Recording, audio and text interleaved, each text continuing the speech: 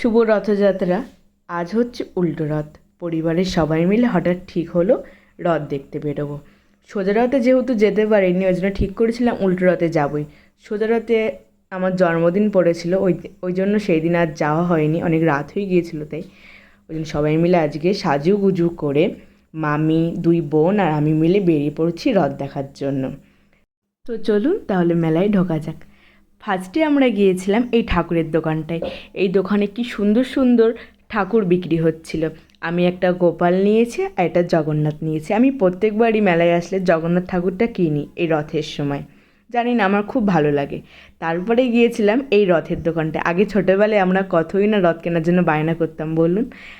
এই রথে একটা রথ না কিনলে হয়, ওই জন্য একটা রথ কিনেছিলাম। দেন একটু এগিয়ে আমাদের বনগাঁয় একটা স্পেশাল চপের দোকান ছিল। আমি অবশ্য খাইনি এখানে আগে কখনো, আমার মামি খাওয়ালো আমাদের। চপটা খেতে দুর্দান্ত ছিল। এই যে রথ চলে এসছে একটা, সবার প্রথমে আমরা এই রথটাই টেনেছিলাম। এটা হচ্ছে একটা পাম্পের পাশে আর কি, ওইখানে রথটা থাকে, ওখান থেকে টানলাম। আর একটু এগিয়ে একটা আইসক্রিমের দোকান ছিল, ওখান থেকে আমাকে মামি আমাদের সবাইকেই আইসক্রিম খাওয়ালো, যার যেটা পছন্দ। আইসক্রিম খেয়ে আমরা যখন আইসক্রিম খাচ্ছিলাম আর কি, তখন আরেকটা বড় রথ যাচ্ছিলো। আমি জানি না ওই রথটা কোথা থেকে এসেছে, কিন্তু রথটা দারুণ করে সাজিয়েছে, দেখুন সুন্দর লাগছে না? তার পাশেই ছিল এই দোকানগুলো বসেছিল। আমাদের বনগাঁয়ের যে বাটার মোড়টা, ওইখানেই রথের আর কি বিশেষ। ওই দুপাশেই কি সুন্দর সুন্দর দোকান বসে, আর তেমন ভিড় হয় জানেন, প্রচুর ভিড় হয়।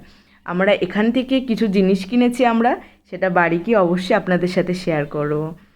এখান থেকে মামি বেশি কিনেছে, মামি একটা কানের কিনেছে, আর বোনরা সব খেলা জিনিস কিনেছে, বাচ্চা তো, এছাড়া আর কিছু।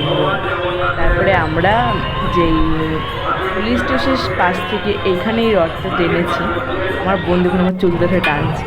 তারপরে আমরা সবাই রাতের জন্য খাবার নিয়ে চলে এসেছি। তার মধ্যে একটা ঘটনা ঘটিয়ে ফেলেছি আমি। আমার এই বোনের এই খেলা জিনিসটা আমি খারাপ করেছি, আমি জানি না আমি কীভাবে হাতে নিতে নিতে খারাপ হয়ে গেছে। ও তো রেগে বোন, রাস্তা কথা বলে বাড়ি এসে আমার ঠিক হয়ে গেছে। আর এই যে আমার ছোটো বোন।